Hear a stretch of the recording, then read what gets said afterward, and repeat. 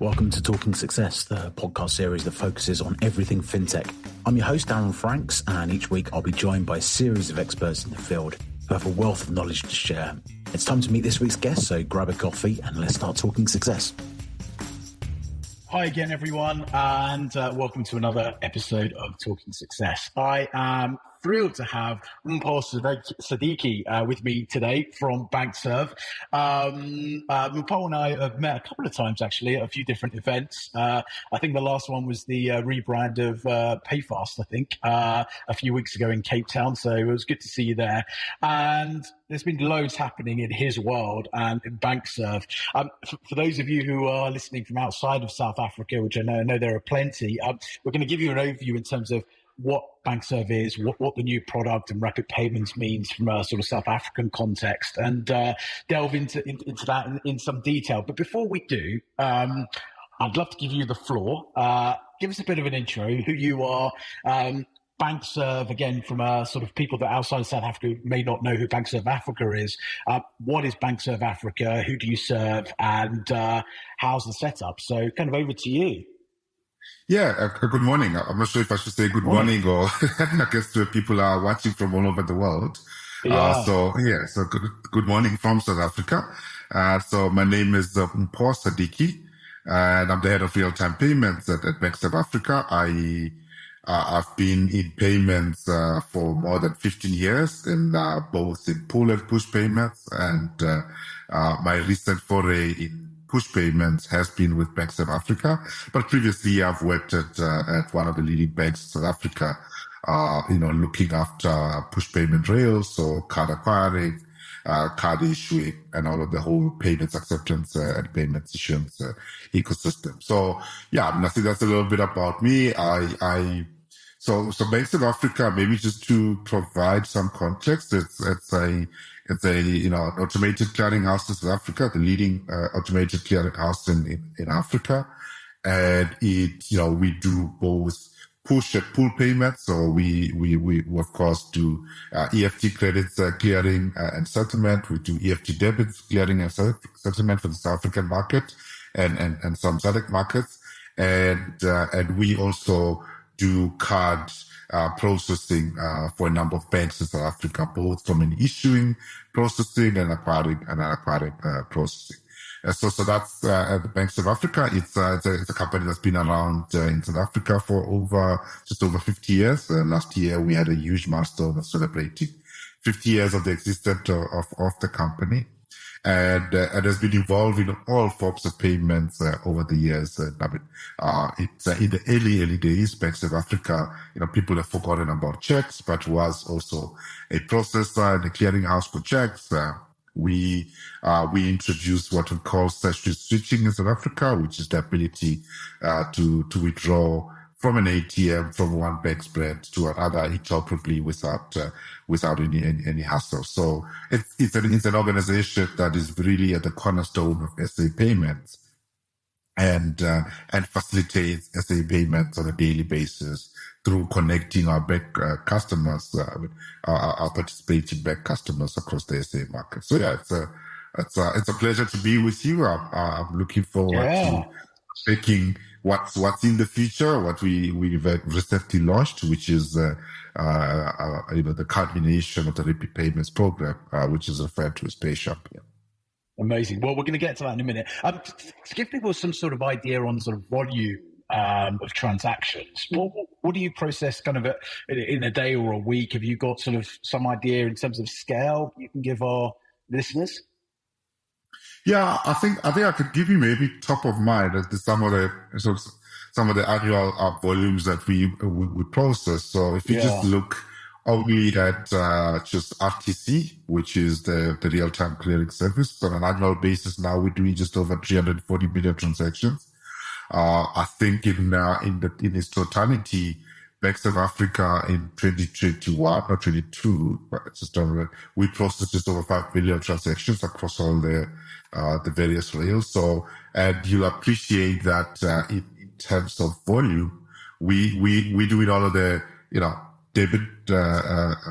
debit payments, both push and pull rail payments. We do it cash, ATM cash withdrawal. So that's also in our volume that we process. So it's any payment and it depends, irrespective of rail that is processed in South Africa will charge our one of our various switches that we run for the various payment trails. So it's volume, I think from a volume perspective, very much north of 5 billion in terms of holistic volume. But I think what excites us is on the new modern instant payment rails where you start seeing the adoption of things like RTC, where you're seeing growth on a year-by-year basis to a point where we've now done over 350 million transactions in a single year.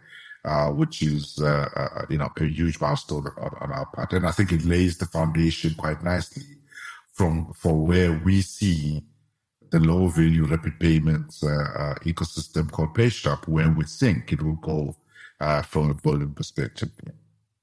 Let's talk about that. That was a good segue, right? So PayShap, I think it's got a huge amount of sort of coverage here in South Africa. But again, for people that are outside of South Africa or may have been away for the last few weeks and not been onto social media or read the news, what is PayShap? How does it work? And why was it designed? Yeah, so PayShap is, I'm sure people will have ran a lot around the rapid payments program, right? Which is was kicked off in South Africa about late 2019, and that's where we started with this whole modernization journey for EFT credits. And along the way, I think we always saw the need that for that universal acceptance, universal visibility, we will need to have a brand in the market that consumers, customers, and the like can associate with. So when you see PayShap, or what PayShap is basically our, rapid payments brand in South Africa for instant payments. And it is, I think the exciting part about it is that it's also a brand that is changed. It's driven by the change in the way we are going to manage payments going forward in SA. Because it is the first payment rail where, as a South African community, we have shifted away from the traditional payments management process where it is truly in the, the sort of puzzle realm of management, in the PCH management, but actually say, if we were to have a national brand that people associate with from a payments perspective, that needs to be managed as a scheme, right? So, and again, it's just to take into account some of the thinking that, our South African Reserve Bank's vision looks into to say, how do we modernize payments? How do we create visible brands that people can relate to? And at the same time, how do we start driving financial inclusion? So now, so PayShap is one of those, it's the first, scheme that the South African market has launched, domestic scheme, that will manage the rapid payments ecosystem in South Africa. So participants who participate in the PayShap scheme have a set of rules and standards that they need to adhere to ensure that there's not only consistency of service, but there is consistency of brand, consistency of experience, and over time, you will start seeing consistency of CX, of customer experience, in the context of, making it simpler for people to transact, to access the service within their banking ecosystem.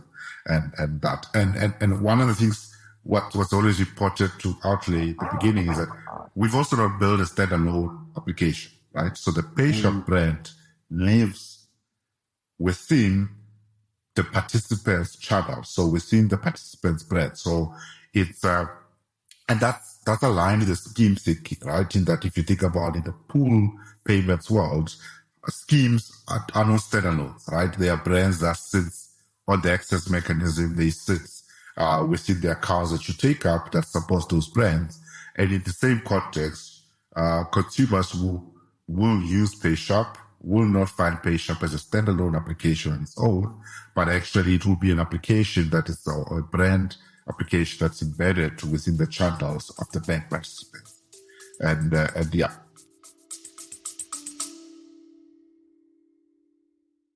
Scott, could you design a video game? I could make you a hypothetical one. If I took some random genres, mechanics, maybe blended them together, and created a new hypothetical game. Now that would make a great podcast. Undoubtedly. So what do you make? Something original and exciting? A Dark Souls city builder? A co-op roguelike? Everything. All of that. We could use the Nemesis system and put it in a first-person shooter. And we could have a loot system with survival mechanics and motion controls. And maybe you could... I don't know, save a kingdom from some out-of-control toasters. What about party? Catch the Gaming Blender on all your favourite podcast platforms. Well, I saw it pop up on my F&B app sort of a couple of weeks ago, and it's kind of embedded finance. We had Clayton from Ukesh on the podcast a couple of weeks ago. We were talking about sort of embedded finance, and I guess this is a great example of that, but from a very different sort of angle. Talk to us about the user case. So, who is this designed for now, and how do you see PayShap evolving over the next 12, 18 months? Yeah, I think if you think about it, so the original sort of use case or commercial case for South Africa venturing into this world of real-time payments, I think we're very much a country that is challenged with the high, usage of cash in the payments ecosystem, right?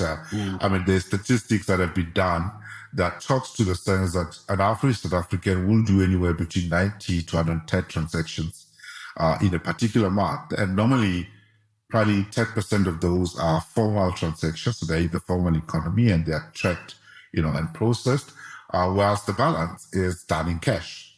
It's done in cash moving from one end to the next. Now, where we saw the opportunity with real-time payments was that how do you build a service that is as good as cash, that has the same instant gratification that cash gives you when I take out whether it's coin or a piece of paper and I hand it over to you, that you get that instant gratification. So the use case at launch is really around low value payments, right? To look into, and that's why we've also gone in, not only because of fraud prevention measures, we've also gone in with a very, very low item value at launch. So at 3,000 Rand, which is, just a few, just over $100, I think, if it's not more than that. And that really tries to encourage the ecosystem to say, how do we allow and capture those less than 100 Rand transactions that people are doing today and bring those into the formal economy? How do we support the micro entrepreneur that's in the street corner, selling goods and services on a daily basis, but can, be able to access digital payments through this platform. So, and that's why something like a proxy, which is embedded into the PayShap ecosystem, right? To say, where we've enabled the ability to link at launch, we are using a mobile number as a proxy, and some banks also have launched with custom proxies, but targeted mainly to formal businesses, where as a user in my banking ecosystem, as you rightly say, PayShap pops up in your application because it's up to date. You can then take the cell phone number that you have linked to your banking profile. You can then link that to PayShap, and that cell phone number becomes your proxy for PayShap payments. Now, I'm a street vendor, I'm a parking attendant, I'm a micro entrepreneur. I can now shift from a world where, I always expected to be paid in cash to a world where I can walk around with a lanyard with my cell number, showed there with the PayShap logo, and I say, yes, you want to buy this, fruits and vegetables, and it's 20 Rand. Just send it to that number, right? And that's the thinking. So we think that target market of consumers, there is billions and billions of transactions that are happening there that the formal economy has not even touched. And we digitize those, you start opening up, and I think this is more for our bank customers, you start opening up a market of customers that probably they had no visibility to. Right, for additional banking products that today they can't extend to those products because they have no visibility of the transactions that are happening. So yeah, and I think the micro entrepreneur, person-to-person payments, but primarily at low value, I think it's where we're going to make the biggest difference. I've got a question on the commercial side, but just before we come to that, so to accept a PayShap payment, I need to have a bank account, right? Just to make that clear. It doesn't necessarily go to a mobile wallet. It has to go to a bank account. And at the moment, it's the sort of incumbent banks here in South Africa. Yep. Okay. Do you want me to clarify that a bit? So yeah, please. Yeah. Yeah, at launch, and this is why I use this word, is that at launch, yes, you will need to have a bank account linked to the participants that are currently live, right? So the 4 banks that have gone live last week, and then we are taking on other banks in the later part of this year, and it's all about just program management and when each bank is ready. But I think the important nuance to make there is that as much as we refer to it as a bank account, how we've built the system and how the industry and the participants have supported the build of the system, the idea behind it is that it's a store of value.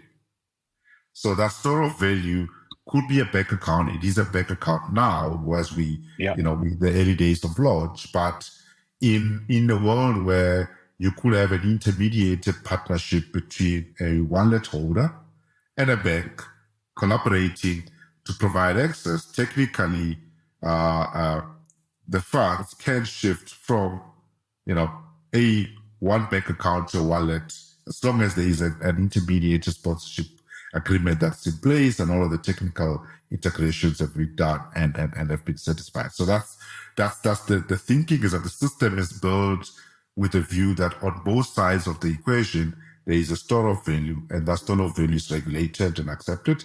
It's just so happened now that at launch, what banks have made available is the traditional bank account. They can also extend the proxy linkage to a wallet, to a credit card account, to an asset-based finance credit account. It's irrespective. Yeah. Given the account holder obviously has a bank account, the KYC has all been done up front, so it's seamless for a consumer just to be able to use the PayShap app straight from their phone without any sort of extra steps or KYC or anything like that. Is that correct? Exactly. Yeah. Exactly. Okay. Makes sense. Yeah. So that part is covered by, once you onboard and have a bank account, you've ticked off the KYC and the AML capabilities, and it's now you are ready to consume the service. Yeah. Okay. Great. And then obviously there was a lot of hype. There was a lot of talk on sort of social media, specifically LinkedIn, just after the launch, sort of a week or so ago. And I think there were some people questioning the commercial model. Can you clarify what that looks like? Because I think there was a bit of sort of lack of clarity on sort of what that does, what it costs, who pays the charges. Can you shed some light?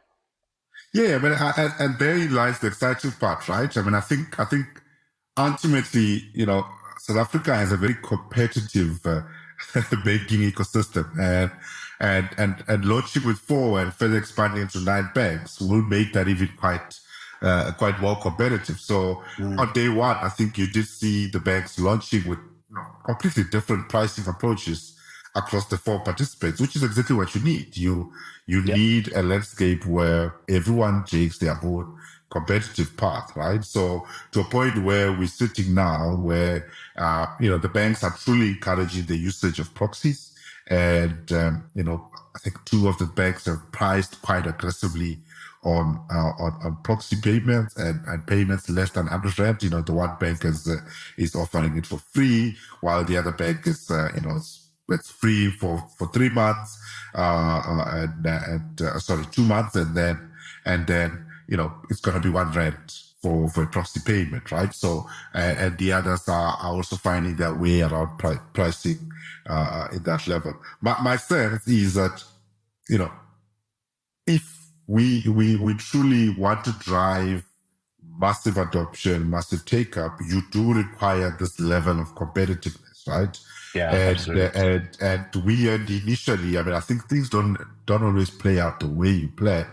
the program plan was to do a massive launch with all banks at once, but of course, not everyone moves at the same pace as the rest, and you can't wait for all the banks to be ready to take a service to market. You can then do it in drops.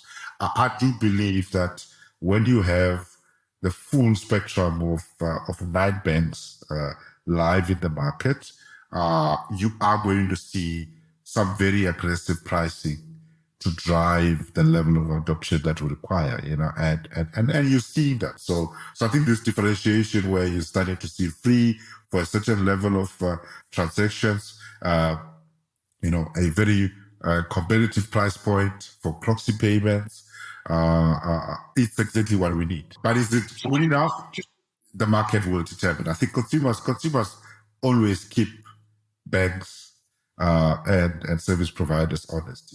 The take up will tell you if you've got the right price point or not. Yeah.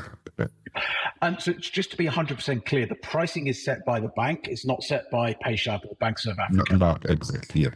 So, yeah, it's funny. Just a quick analogy. So, you for everyone that's not sort of from South Africa, you've probably heard that we have sort of rolling blackouts here called load shedding, and there's actually an app, load shedding app, and I saw a few weeks ago that. The owners of the app put a message out saying, listen, if you're going to rate us on Apple Store or Google Store, please don't give us 1 star. It's not us that's causing load shedding, right? It's Eskom. All we're doing is providing the information. So, and there was people, going on saying, I think this is disgusting and how can you keep load shedding? And these guys were going, listen, we're just providing information. So you're providing the infrastructure for the banks to enable the banks to run rapid payments. Next question for you. In terms of technology, I don't want to get too deep into sort of architecture and what have you, but I'm a big fan of using blockchain and using sort of cryptocurrency as a utility, especially when it comes to cross-border payments. What's gone in sort of the back end of the PayShap? Is this built on a blockchain? Is this built on anything like a Ripple network, XLP, or is this quite a different type of architecture? Can you give us any insight? Yeah, and you're right. I don't want to step in the shoes of my CIO. I mean, he's probably best placed to tell you that. But I think at a general sense, I mean, I think the one piece that excites me around the build for PayShap is that it's completely built differently from our BankservAfrica. It's typically delivered products for our banking customers. I mean, it's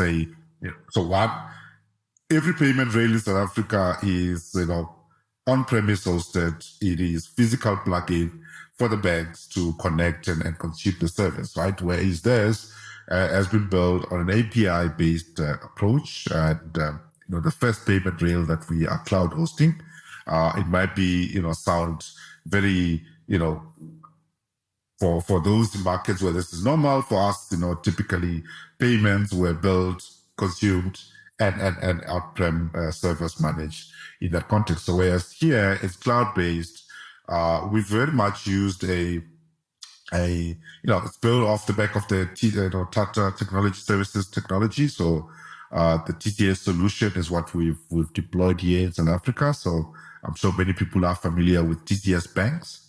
So that's the solution we've deployed here. And I think and what excites us is also that, of course, ISO 222 capable and has been built with the view that the world will progressively move forward with not only proxy payments, but will also move forward with these corridors of real-time payments. So I think what we have in place is capable of as and when the market is ready, as and when things do evolve around cross-border real-time payments rails, it's capable of starting to consume that and exchanging those, because the standards of messaging are the same as what you see being deployed in other markets where real-time payments have been done. I think where we need to get to with cross-border payments is really, what makes it work, say, in the card world, is that you've got a network that's been in existence for north of 60 years, right? The rules and standards have been developed over the years, refined and agreed over the years, where we are in terms of electronic push payments is somewhere along the way, there's various schemes that are very much local, domestic focused in terms of their rule application and rules framework will need to agree on some universal network rules that will apply to facilitate this cross-border payment rails. Because we all come in with our different, we come in with our different item limits. We come in with our different standards in terms of the release of funds, so is it all universally instant across the markets? How do you handle, because I don't think the handling of currency conversion, those are value-added services that you overlay onto a payment rail but it's agreeing on the network rules. That's where I think we'll need to get to. And of course, rightly you say, it is what technology do we utilize that is universal across all? Do you embed the crypto type technology as the standard that everyone sort of follows, and you go from there. Yeah. I guess one of the challenges about the cross-border payment, the instant payment on that side is, especially here in South Africa or many countries across the continent, we have exchange controls. So exactly. How do you satisfy, SARB and SARS that, this payment is for this purpose? So I don't think it's ever going to be, I send the money from the States and, in 3 seconds it's going to be in my account. I think there's always going to be that step in the process to verify sort of, the source of funds and what the fund's been used for and uploading your documents. So I guess there's some elements there that still need to be thought out. We've spoken about the benefit of PayShap to the consumer. Let's talk about the benefit to the bank, and then I'm going to throw in another spanner in the works as well in a minute. But let's talk about the benefit to the banks. What we've seen over the last 3 weeks, 4 weeks, certainly in the US, has been, obviously the collapse of a couple of the regional banks, maybe down to sort of liquidity. Does PayShap help with liquidity here in South Africa, or is that not really what it's designed for? Is this more with the consumer in mind rather than the bank, or what's the benefit of the bank? Can you enlighten us? Yeah, I think the liquidity question, I won't say is probably, if it's a 5-step process, it is sort of step 5. It will get there. But I think foundationally, at a bank level, there's sort of 2 core components for me. I think the one is the modernization of the EFT payment rails within the banks, and also at an industry level to have a modernized payment technology and replace that has been around for 50 years. So EFT credits as we know them today are being run on technology that has been in existence for decades, right? So the first big benefit is for a bank is, I think, in moving into this PayShap journey is, yes, you initially launch with low value real-time payments, but over time this will become your EFT credit solution, right? So there is scale, there is cost benefits, there is the ability to for banks to orchestrate a payment services hub, off the back of a technology implementation like this. And I think a lot of vendors that the sort of tier 1 vendors that offer to large banks, payments technology is that they now delivering it as a package and saying, here's your payment services hub. It's got EFT credit, it's got pool, it's got merchant management services, it's got card issue management services. Take it as a holistic solution, and over time you get the scale benefits, and of course optimize your payments cost. So that's the one piece. I think the other piece is really, if you execute your commercial case right as a bank, is that you can access the payment volumes that today you don't traditionally get, right? You don't see that. Yes, you might touch it through cash, but you don't see the amount of cash that recycles before it reaches back into the formal economy. So it's touching those. And the consequence thereof is, once you access the billions and trillions that are dark in cash, you then bring in that deposit into your ecosystem, right? And that's then where I say the liquidity piece doesn't just happen overnight. It happens by doing a number of steps, right? Get your technology in check, get your customer proposition right, so your commercial case right, and then deliver on that. Then you will get a customer that will start receiving funds into your ecosystem, and not all of them will rush back into an ATM or withdraw that cash, right? They will get it, so you can then start extending other products to retain some of that deposits that get into the ecosystem. So the big war, call it the commercial war, that banks will and their partners will engage in is not only do I want to be the bank that captures the most incoming payments, but I retain them.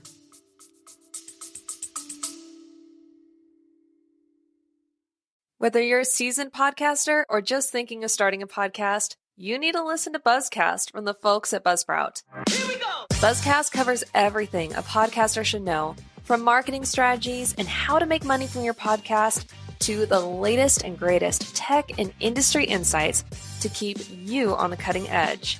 Follow Buzzcast by clicking the link in the description or go to buzzcast.buzzsprout.com and keep podcasting.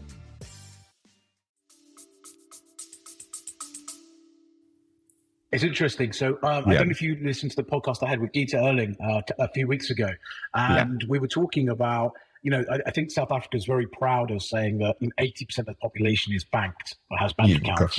But the big challenge is that I think 80% of that 80% get a salary payment in, the next day go to the ATM and withdraw the cash. So the digitalization actually comes out of the ecosystem and turns back into hard currency. How do you keep that within the ecosystem? How do you keep that cash digital? And this sounds like a kind of a solution for that. You mentioned two things there. Well, you mentioned a lot of things, but two things I want to pick up on. So you mentioned the EFT payments. Now, EFT is very popular here in South Africa. And there are some fintechs that offer EFT as a solution, right? We don't need to name them by name, but there are quite a few. Historically, they've done sort of screen scraping. That's been the technique. That's now been outlawed by the SARB. Do you see them actually forming part of the ecosystem? I'm talking about specific EFT players here. Do you see them forming part of the ecosystem moving forward with PayShap, or do you think they're going to need to reinvent themselves? Because if you've got the rails there already that's built by PayShap, is there a need for another sort of a third party EFT provider? So it's a funny one, because I don't think a lot of people, when I express my views, they typically don't agree with what I think. And it's because I think with my experience of having, heading up a kind of acquiring business in one of the banks, I truly understand what happens when you deliver a solution to a merchant, right? So I think the headline solution for those players is that and which is what it is, controversial, is that they do screen scraping, right? But at the same time, I had the opportunity to also challenge myself and put myself in the shoes of a merchant and say, ultimately, they're not doing the screen scraping or the EFT payment facilitation. It is a means to, they're delivering a payment solution to a merchant, right? Yeah. And that payment solution is an access to another wallet. So in my time when I had up an acquiring business, whenever I engage with a merchant, I always used to ask this question to say, as a merchant, you have, your biggest driver for turnover is accessing as much of the wallets that a consumer has as possible. So consumers spread their funds into, so traditionally we talk about debit card and credit cards. That's what we know. But I hold a wallet, I hold a rewards wallet. So I hold a normal wallet, mobile wallet, rewards wallet. I have an EFT account, so I hold an account. I could hold crypto. I could hold, the amount of ways to pay are endless, right? Now, absolutely. How do I access that? So players like those, call it EFT originators or screen scrapers, as they're commonly referred to, I think provided an access mechanism to another wallet that a consumer had, which was called, over the other cash, is called a current or savings account through an EFT payment. Now, I do see that they have a role to play going forward because they built a unique value proposition there because they have built a capability to reconcile EFT payments, right? And even though we've landed PayShop, I still believe that they have a role to play in that as long as they, banks are able to partner with them to call it, regularize that EFT payment to some sort of an EFT API that talks to the PayShop rails from an instant payment perspective. Because what they were doing today is that they were, building the same technology and connecting it to 4 different banks to enable instant payments. Now they don't need to. They can partner with one bank and still extend the instant payment capability. But what they bring on the table for the merchant at the bank is the ability to reconcile and check out. And that's the biggest value proposition for a merchant is I sold X, I'm able to reconcile it back to my line of business, and I'm also able to reconcile it back to my bank account to know that I have money. Right? So I've got secured at least the goods here. And the settlement, obviously settlement, for merchants, especially SMMEs, right? It's not a case of I can wait 3 or 4 days for my funds to hit. What I sell today, dictates what I can buy in stock tomorrow, and then I can sell the next day. So, absolutely. And in this instance, that settlement is instant, right? Now, this players will need to figure out how do they support the merchant to reconcile all of those immediate settlements that they will be getting, in that context. Yeah. And then let's broaden it slightly from, EFT providers to fintech. And I know that's broad, right? But if we look at sort of payments companies that operate, PSPs that operate here in South Africa, I think there's a lot of excitement about PayShop and instant payments and rapid payments.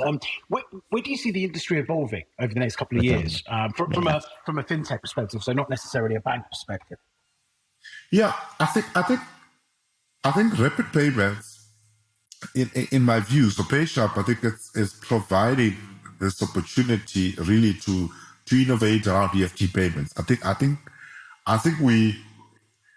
it's not the first. We delivering convenience, we're delivering speed, we're delivering an ecosystem and infrastructure that drives this ability to do rapid payments, right? And money to move between accounts and move fast. But in at the same time, we're introducing complexity, we're introducing chaos, we're introducing in an industry that already had established rhythm of settlements happen the next day. I pull up everything into one batch and then I process it. So I think, and I go back to this point, PSPs, fintechs, and the like, the value that they've always delivered in payments has been around reconciliation, simplicity of payments, simplicity of customer experience. And I think if fintechs, use the time to observe what has been landed and start looking into where are the gaps that industry has not delivered, but I can use this infrastructure to enhance and deliver a better customer experience and deliver a better, merchant experience. I think that's where the opportunity lies. So if you think about how card PSPs have evolved over the years, right? They've only, the rail has not changed, right? The rail is still the same. It's still a full rail, a few rules here and there. We've constantly, incrementally introduced, whether it be 3D secure. What fintechs have done is they look at those innovations and say, where are the gaps from a merchant experience and a consumer experience? So if it's in 3D secure, how do I make it better for the merchant and still comply with 3D secure? So better checkout experiences, over time you start building stored card values into the ecosystem, which eventually becomes tokenized payment solutions. and the like. So I see the very same thing playing out with this infrastructure where there are a lot of clever people out there, more clever than me, that are going to find gaps in what we've landed and actually going to, quote unquote, but exploit the gaps for better commercials, better solutions for consumers. Yeah. Amazing. Well, it sounds a phenomenal journey. I mean, kudos to you and the team for pulling this off. I know it's probably not been easy, and there's been lots of sort of burning the midnight oil, but you guys have done a fantastic job. And we're certainly excited about what impact that has here in South Africa to sort of the world of payments and financial inclusion and serving the underbanked, because obviously we've got the bank population, but they are necessarily underbanked. So how do you provide more services and financial products to people, especially to micro entrepreneurs and people in lower income brackets? How we get them sort of more involved in sort of the world of financial services? So really exciting. Thank you so very much for your time. I always enjoy chatting to you, so it's nice to chat to you on screen as well as in person as well. Any sort of final thoughts? Is there anywhere people can look you up or look up BankservAfrica or PayShap? Because I know obviously PayShap's a brand of BankservAfrica. So where can people get some more information? So thanks for that, Darren. I mean, I think it's, as you say, it's nice to be talking now with a solution that's live, as opposed to the last couple of times we've spoken, we were sort of talking about what's still to come. So having a solution that's live is quite exciting. So yeah, I mean, I think from a PayShap perspective, there is we've got a website, payshap.co.za, so payshap.coza. People can reach there for more information, and PayShap. So we've also have a LinkedIn site for PayShap. We'll be adding all of the links into the bottom of this podcast as well. So if anyone likes more information, please feel free to follow the links. Well, thank you so very, very much. Always a pleasure, and thanks for the insight. We wish you the very, very best of luck. We're kind of championing your cause and everything that BankservAfrica and PayShap are doing.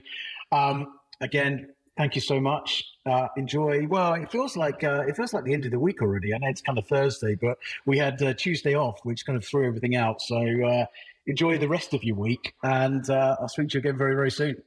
Thank you very much for the opportunity. I appreciate it. Yeah, it does feel like the end of the week with this midweek holiday. You take care.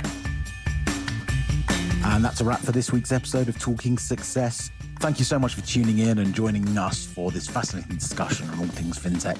We hope you've enjoyed this episode and have gained some valuable insights into the ever-evolving world of finance and technology. A huge thank you to our guests for sharing their expertise and providing us with some amazing insights that we certainly couldn't have done this without them. Don't forget to subscribe to our podcast and stay tuned for more exciting conversations with experts in the field. Until next time, keep learning, keep growing, and keep talking success.